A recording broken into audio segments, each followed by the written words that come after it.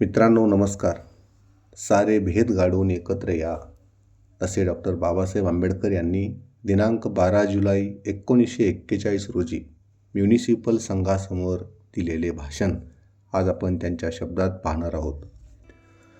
Municipal कामगार संघाच्या अहवालाचे वाचन झाल्यानंतर तुम्हाला काही सांगावे अशी माझी इच्छाच नव्हती. संघाच्या छापलेल्या अहवालावरून संघ उत्तम प्रकारे चालला आहे अशी कोणाचीही खात्री झाल्याशिवाय राहणार नाही. 1938 आणि 1940 सालच्या संघाच्या सभासदांच्या संख्येकडे जर पाहिले तर 1938 साली सभासदांची संख्या 2000च्या घरात होती, पण तीच संख्या 1940 साली 5000च्या घरात गेलेली आहे. म्युनिसिपल कामगार संघासारखे संघ मुंबईमध्ये कमी आहेत असे नाही. श्री निमकरांचा संघ, टेक्स्टाईल युनियन वगैरे वगैरे त्या संघांची आणि आपल्या संघाची तुलना जर केली तर ते संघ आपल्या या म्युनिसिपल संघाच्या पासंगालाही पुरणार नाहीत. त्या संघाच्या पुढाऱ्यांचे कार्य मी 1919 पासून ते 1941 पर्यंत पाहत आलेलो आहे. त्यांनी कामगारां लोकांचा थोडा देखील फायदा केलेला नाही, उलट नाश मात्र केलेला आहे. या लोकांनी एकंदर 30 ते 40 संप केलेले असतील, परंतु त्यात एकही संप यशस्वी झालेला नाही. नुकताच गेल्या वर्षी गिरणी कामगारांचा संप त्या लोकांनी घडवून आणला. तो कसा तरी 3 ते 4 आठवडे चालविला. शेवटी कामगारांच्या पदरात एक पै देखील न पडता संपाचे 3 तेरा वाजले. हे गोष्ट आपणापैकी बऱ्याच जणांस माहीत असेल. त्याउलट आम्ही 2 वर्षापूर्वी फक्त एकच संघ तुम्हास करावयास लावला आणि त्याला इतक्या थोड्या अवधीत यश आले की मुंबई म्युनिसिपॅलिटी आपल्याला शरण आली आणि आपल्या कामगारांच्या सर्व अटी वगैरे मान्य करून त्यांना पगारही वाढविले.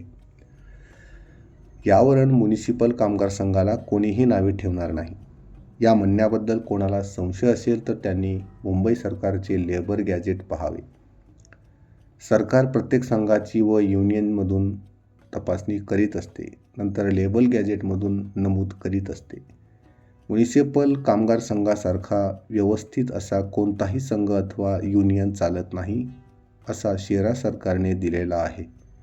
या संघाकडून जी कामे होण्याची राहिलेली आहेत त्याबद्दल संघात काम करणाऱ्या मंडळींना कोणताही दोष देता येणार नाही. संघाचे काम करणारी माणसे अगदी कर्तबगार आहेत याबद्दल मला मुळीच शंका नाही. याबद्दल मला जर कोणाला दोष द्यावयाचा वाटत असेल तर तो संघाच्या सभासदांना. संघात काम करणारी माणसे त्यांच्या स्वतःच्या जोरावर काहीही करू शकणार नाहीत. त्यांना तुम्हा सर्वांची मदत पाहिजे आहे आणि असे झाले तर संघाला यश येईल. संघात काम करावयास तुम्हाला चांगली माणसे लाभलेली आहेत आणि तुम्ही जर एकीने राहणार नाही तर मोठे दुर्दैव असेच मला म्हणावे लागेल. मी या सभेत तुम्हाला उपदेश करतो याचा अर्थ असा नाही की तुम्ही आणि तुमच्या मुलींनी व मुलींना तुम्ही जे काम करीत आहात तेच काम सतत करावे. तुम्ही जे काम करता ते फार घाण आहे, परंतु सध्याच्या वाईट परिस्थितीत चोऱ्या दरोडे इत्यादी गोष्टी करण्यापेक्षा हे काम बरे असे मला वाटते. परंतु तुम्ही तुमच्या मुलांना व मुलींना शिक्षण देऊन तुम्ही जे काम करता त्या कामात त्यांना पडू न देण्याची खबरदारी घ्या. तुम्ही हे इतके घाणीचे काम करता, तेच काम दुसऱ्या जातीच्या लोकांना कितीही पैसा दिला तरी ते काम करणार नाहीत. असे असताना या घाणेरड्या कामाचा मोबदला तुम्हाला चांगला तरी मिळतो का? तुम्ही जर हे काम करण्याचे नाकारले तर मुंबईत राहणारे लोक कॉलऱ्याने व इतर रोगांनी पटापट मेल्याशिवाय राहणार नाहीत. मुंबईची किल्ली तुमच्या हातात आहे. तुमच्याकरिता दुसऱ्याने काहीही करण्याची जरुरी नाही. तुम्ही तुमचे भले करू शकाल एवढे सामर्थ्य तुमच्यात आहे. या गोष्टीची तुम्हाला जाणीव झाली तर सगळ्या गोष्टी सुरळीतपणे चालतील. त्याकरिता तुम्ही तुमच्यात एकी ठेवली पाहिजे. चेंबूर कचरापट्टी येथे काही भानगड झालेली आहे असे मी ऐकतो. तेथे एक लोक तुमच्यातच बेकी करण्याचा प्रयत्न करतात. त्यांच्या त्या कपट नीतींना भुलाल तर भुलून गेलेले लोक फसल्याशिवाय राहणार नाहीत. एकीच्या बळावर तुम्हाला वाटेल ते करता येईल. मुंबईतील ड्रेनेज खात्यातील लोकांनी जर संप केला आणि चेंबूरच्या लोकांनी त्यांना सहाय्य केले तर म्युनिसिपल कमिशनर तुमच्यापुढे धावत आल्याशिवाय राहणार नाही. तुमच्या ह्या सामर्थ्याच्या जोरावर हिंदू मुसलमानाच्या 3 महिन्याच्या दंगल्यात दंग्यात जितका हाहाकार झाला त्याच्यापेक्षा जास्त हाहाकार तुम्ही 1 आठवड्याच्या संपाने करू शकाल. परंतु त्याकरिता तुमच्यात एकी असणे अत्यंत जरुरीचे आहे. म्युनिसिपल संघाच्या 4 आणे वर्गणीसाठी काही लोकांकडे 10 वेळा जावे लागते ही नामुष्कीची गोष्ट आहे.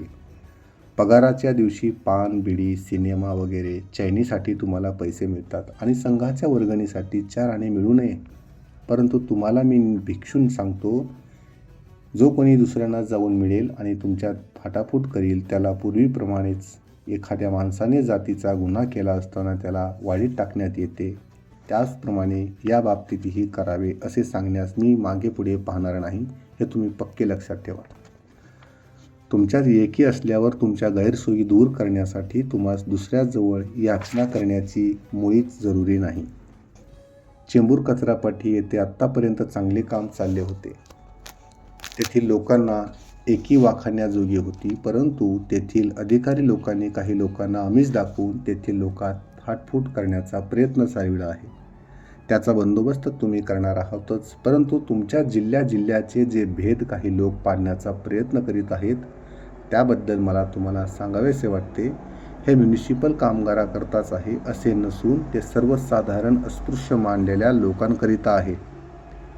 काही वर्षापूर्वी आपल्या समाजाला राजकारणात काहीही स्थान नव्हते, परंतु आता आपला पक्ष काँग्रेस व मुस्लिम लीग या राजकीय पक्षाबरोबरचा झालेला आहे. त्यांना जे महत्त्व आहे ते आपल्या पक्षाला आहे का? कशाचा परिणाम? आमच्यातील एकजुटीचा. म्हणून या म्युनिसिपल संघात हे असले भेद असता कामा नयेत. म्युनिसिपल अधिकाऱ्याला म्युनिसिपल कामगार संघाचे फार वावडे होऊन बसले आहे. त्यांना हा संघ नको आहे. या संघामुळे त्यांना लाचलुचपत खाता येत नाही. म्हणून हे अधिकारी फोडा आणि झोडा या भेदनीतीचा अवलंब करीत आहेत. म्हणूनच वेळीच सावध होऊन तुम्ही जर हा जिल्ह्यांचा भेद नाहीसा कराल तरच तुमचा फायदा होईल. महारजात येथून तेथून सारखीच आहे. कुठलाही महार कुठल्याही महाराच्या पंक्तीला जेवतो. त्याला कोणत्याही प्रकारे वाईट वाटत नाही.